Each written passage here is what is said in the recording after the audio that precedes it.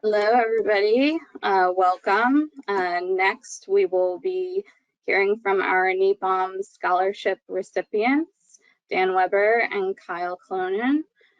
Starting off with Dan Weber, who is a recent graduate of the Biodiversity Conservation and Policy Program at SUNY Albany, where he worked with New York State DEC on invasive species prevention, detection, control, and community impacts. He earned his bachelor's degree in biology from Northern Michigan University, where he focused on mycology. So please give a warm welcome to Dan. Great, thanks, Emily. Can you hear me all right and see the right set of slides? I can hear you okay. I think you need to go to display settings and. All right, great. Yep, there you go. Better? Perfect. All right, perfect. So I'm here today to talk to you about detection of hydrilla in the Croton River, looking for its environmental DNA. So first off, what is eDNA? So it's a process of collecting genetic material found in the environment.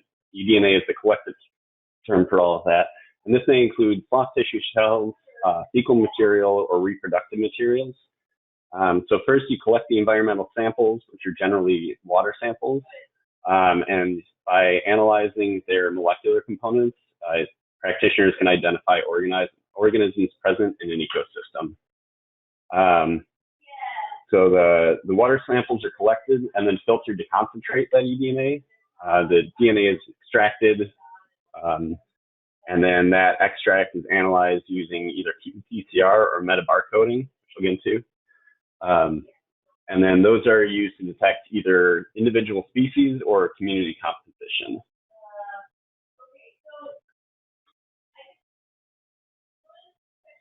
So eDNA is becoming a much more widespread technique among conservation biologists, and since its first use in 2008 to detect invasive tadpoles in France, it's really exploded in the last decade, really since the early 2010s. And so it's becoming an increasingly relevant tool of management of invasive species that can be used alongside or in place of traditional invasive species sampling. And it allows for the detection of just a few individuals, which is especially useful for organisms that are cryptic or difficult to find. So there's a couple different ways to use it. The first is metabarcoding, and that's used for community composition studies. And then qPCR is species specific. qPCR is a little bit more sensitive to individual species, and it's a little bit cheaper, which is why you might use that for detecting species rather than just seeing what's entirely in the system. And currently, water is the most common transport medium. Like I said, collecting water samples, although recently there have been headlines popping up about collecting eDNA from the air. And then water as a transport medium has been adapted to other uses. The one that's pretty common now, or becoming more common, is sampling for spotted lanternfly by using spray aggregation, which is, to simplify, is basically you hose down a tree, collect the water, and then filter that for spotted lanternfly eDNA. So there are a few studies that are directly relevant to this one. Hydrilla is one of the better studied organisms as far as plant eDNA, with a whopping 3 published studies. There have been a few other detection range studies, mostly focusing on fish. The U.S. Forest Service has done a lot with salmonids, and there's also been a couple invertebrate studies. And then there has been one other study that looked at the detection of the transport distance of Elodea canadensis in a invasive environment in Norway. So I'm going to breeze over the hydrilla biology at this point. we've all seen this picture at least, and then kind of heard about it a bit. So I just want to point to the things that make it a good candidate for eDNA research. It regenerates from fragments, which means it's able to easily disseminate itself. And it can grow as deep as 15 meters, although it does preferentially grow in shallow waters. This tolerance of low light conditions makes it particularly difficult to find with traditional sampling. And then additionally, the production of overwintering structures helps them survive harsh conditions and short-term control treatments, which makes eradication particularly difficult.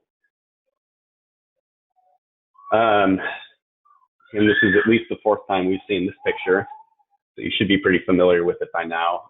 So this study assumed the detection of monoecious hydrilla, which was likely originated from Korea, and the primers developed for this study were from Japan. I just mentioned this to say that there may or may not be any specificity to the primers, but it's at least close enough to detect. So hydrilla in New York, these red dots are all the different confirmed sightings of it. It originated in a small pond in Orange County and has since spread to western and throughout the southern part of the state. New York is a transportation hub with waterways that connect major watersheds, including the Great Lakes Basin, the Chesapeake watershed, the Delaware River watershed, and the Hudson River drainage basin to the rest of the Northeast. So establishment in some parts of the state can quickly lead to widespread infestations if they are left unmanaged. That means that early detection and rapid response of hydrilla is important to control. And eDNA is a perfect technique to help reduce long-term management costs in that way. So a little bit of locational context.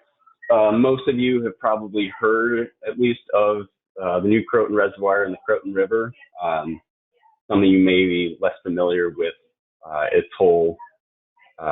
location and its importance. So here we have location of the Croton River in southern New York.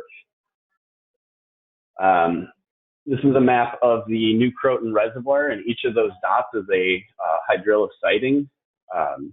So as you can see, it's pretty much visible from the shoreline with the naked eye in every spot. New Croton Reservoir is a large reservoir that supplies water to New York City. So it's an extremely important and well-protected reservoir. And the Croton River is surveyed and treated regularly with herbicides to control the spread by the DEC. And the Croton River is a 5-kilometer tributary into the Hudson River. So there's a large dam separating the two bodies of water that you can see in the background of this picture. It's a very beautiful park, actually. I highly recommend checking it out if you're in the area. The dam is built into a natural ledge, creating a partially man-made, partially natural dam. So like I said, the DEC is often sampling, and there was traditional surveys within the week of sampling for this to confirm the absence of hydrilla in the river. And then additionally, there's a USGS flow rate gauge below the dam. And so this separation of the water bodies creates an excellent opportunity to perform controlled studies in the natural environment. So the original plan was to collect samples at regular intervals, but due to topography and flow, it was not safe or possible. So they were instead collected opportunistically at access points established through the DEC's work on hydrilla. These were mostly done from shoreline, except for a few towards the end were done with a kayak. And just so it's, so at each site, one water bottle sample was collected, and then each of those had 3 replicates, 3 qPCR replicates of a 3 microliter volume and 3 qPCR replicates of a 25 nanogram concentration. So for each sample, we effectively had 6 replicates. And then if any of those contained a positive detection, if any of those samples were amplified, it was considered a positive detection. So first, the water samples are collected, and then they're filtered. Filtration in this case was done in a lab. Can also be performed in the field, but it requires carrying all the equipment and often squatting for extended periods of time. So this is great if you have 2 or 3 samples that you want to collect. It's a pretty time-effective way to do it rather than bringing everything back and you risk the degradation of the eDNA during the transport. But we had 15 different samples, and so it's much more time-effective to bring it back and then run multiple pumps at the same time. So it's pulling the water through a filter with a battery-powered peristaltic pump in this case.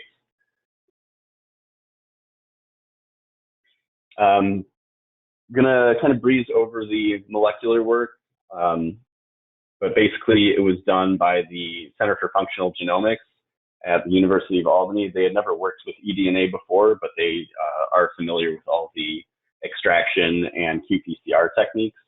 So it can be done at really any lab that is comfortable with those techniques. Like I said earlier, it's based on the primers from a paper in Japan from 2016, and then those methods it's the same methods as was done in a paper from many of the same authors the previous year. So the exciting part, we were able to detect hydrilla eDNA almost continuously down to nearly 5 kilometers down the Croton River. There was one site early on that, for whatever reason, didn't amplify, and we'll get back to that. But otherwise, it was continuous detection until the Croton River met Hudson River. So we wanted to additionally look at the impact of some of the covariates on detection. These included temperature, pH, relative turbidity, and the flow rate of the river. And they were approached with using correlations and generalized linear models to look at compounding effects of covariates. Experimentally, both temperature and pH have been shown to impact eDNA degradation. That really wasn't the case with our study. You can see that the pH was approaching significance in this study, but really still just like a weak relationship.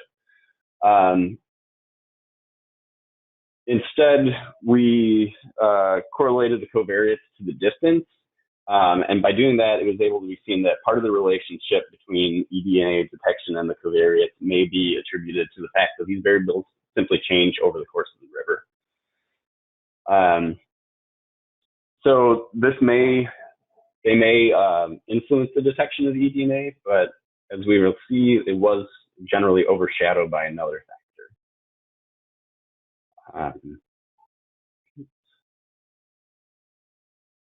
So flow rate. The flow rate, like I said, was available through a USGS gauge, and then by adding our data point to this model produced by a 2018 paper by Pont et al., we were able to show that the hydrilla in this case fit nearly perfectly through a linear regression line with their data. So there's a strong and significant correlation to all these other data points, which combines a lot of studies from the Forest Service as well. And this bottom graph is the same as the top, it's just zoomed in for clarity. And then this is the same graph again, just with the previous author's data point omitted as an outlier. Again, it's right in the line, right next to the regression line. So a very strong relationship. So I kind of want to look at some future considerations. Back to that non-detect point at 363 meters. So that doesn't necessarily mean that the 360 meters is the detection range.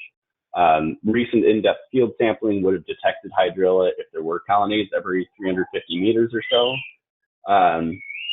And then another study had similar results where they documented relatively low quantities of eDNA, both at the maximum detection range and also at closest to the source in high flow rates, which could have had something to do with this. It also could have just been a slow-moving eddied pool that doesn't see a lot of the flow and has a longer residence time for the eDNA and longer time for it to just degrade in the system. So the flow rate model and the negative trend produced by correlating the percentage of qPCR replicates and distance really support that 5-kilometer detection range.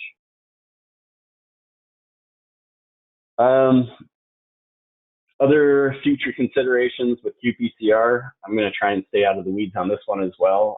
We had a little confusion with the lab since they hadn't had any experience working with eDNA. But basically on these graphs, the further left the lines are, where it crosses that dark red line, the higher quality DNA is. So this top graph was from positive controls made by blending hydrilla and then filtering that. And this bottom graph was made from positive controls in the field where a bottle was touching hydrilla when it collected the water sample.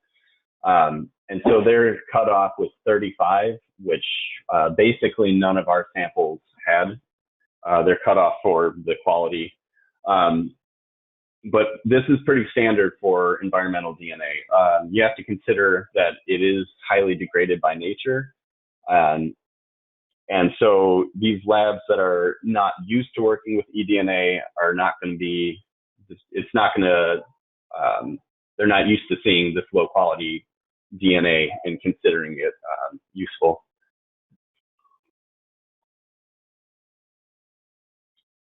And then as far as sampling goes, other covariates should still be documented, even if they weren't found to be important in this study, because other lab and field-based studies have all found, have found various covariates to be important to eDNA degradation. And by continuing to collect and consider environmental data in future studies, this may help to understand the processes at work and inform future studies. So this can be water temperature, pH, flow rate.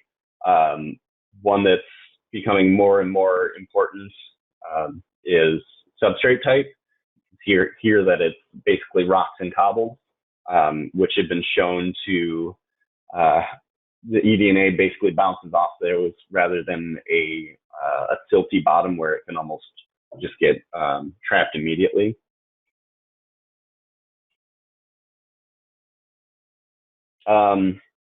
Additionally, the hydrilla eDNA acted similarly to animal DNA in this study. The hydrilla in this study was the only one in that the graph that we saw earlier that was not animal eDNA. So there's no other comparisons that I'm aware of. So this is a really interesting and exciting point, but it's a little early to say anything for sure. But the two may act similarly in the environment. And then by collecting flow rate, you can inform experimental design. So if you know the flow rate of your river, you can kind of base it off of the model produced by Ponce et al. And really maximize your sampling efforts based on that. So we had continuous detection of hydrilla in the Croton River up to nearly 1 kilometer from the source.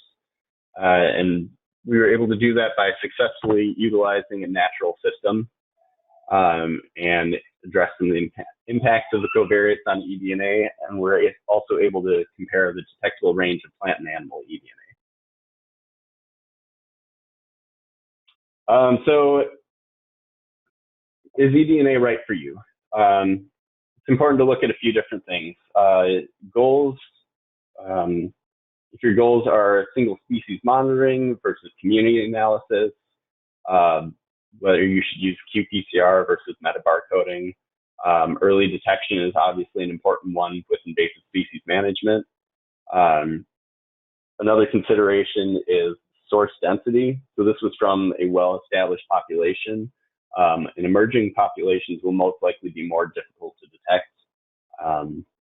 It may be possible to estimate source density, but that's not currently a standard practice or well accepted at this point. Collection during phenological events leads to improved detection, such as plant senescence or animal breeding seasons. The sampling was conducted during late October, so when hydrilla is really beginning to senesce. So that may have helped us detect it further. And then also lentic versus lotic detection distance is much different. So, in our river, we were able to detect it for up to 5 kilometers. There are a couple of studies that have looked at lake detection. Two, for example, Elodea canadensis was detected about 350 meters away in a lake, where Eurasian water milfoil was detected at just 20 meters away. So it's really going to depend on your system. And again, this is not an exhaustive review of it. It's just an important consideration. So I want to thank the NEPAMs, SUNY Albany, and the DEC for their support and both their support in monetary as well as expertise in this. I couldn't have done it with anyone else. I want to thank everyone who is supporting the buying raffle tickets right now to support the NEPAM scholarships. Without that, I would not have been able to complete my research as everybody lost funding during the pandemic. So thank you. And at this time, if you have any questions for me.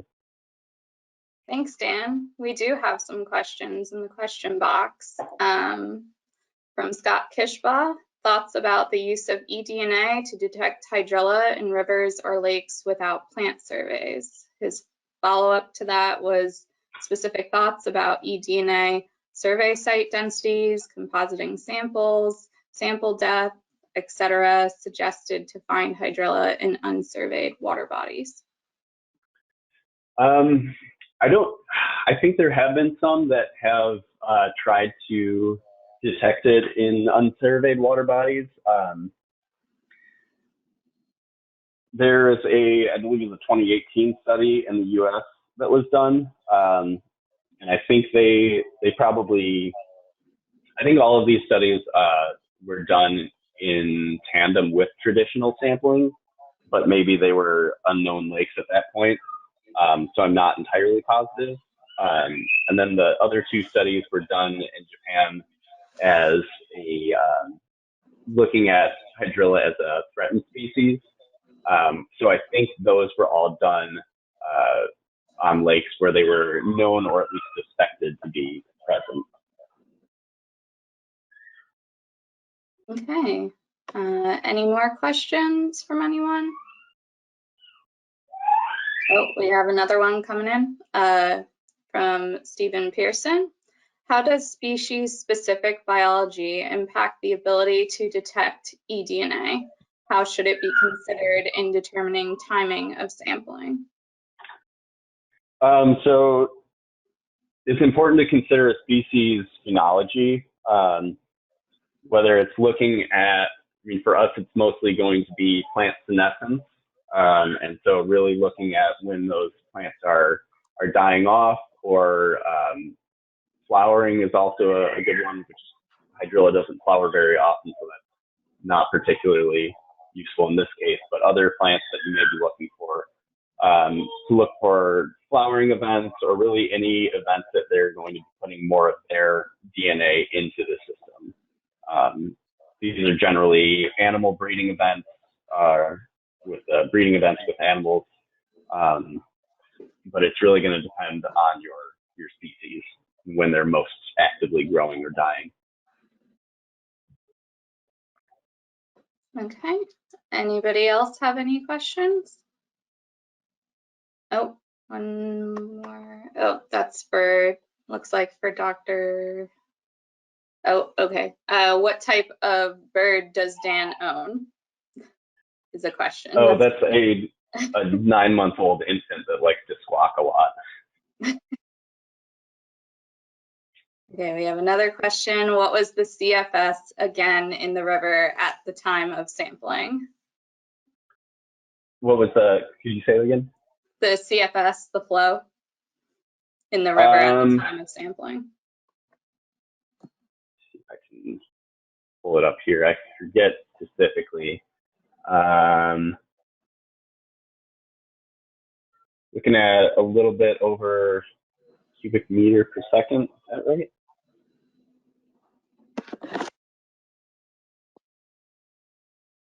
Yeah. So I'm not exactly sure about the CFS, but about a cubic meter per second.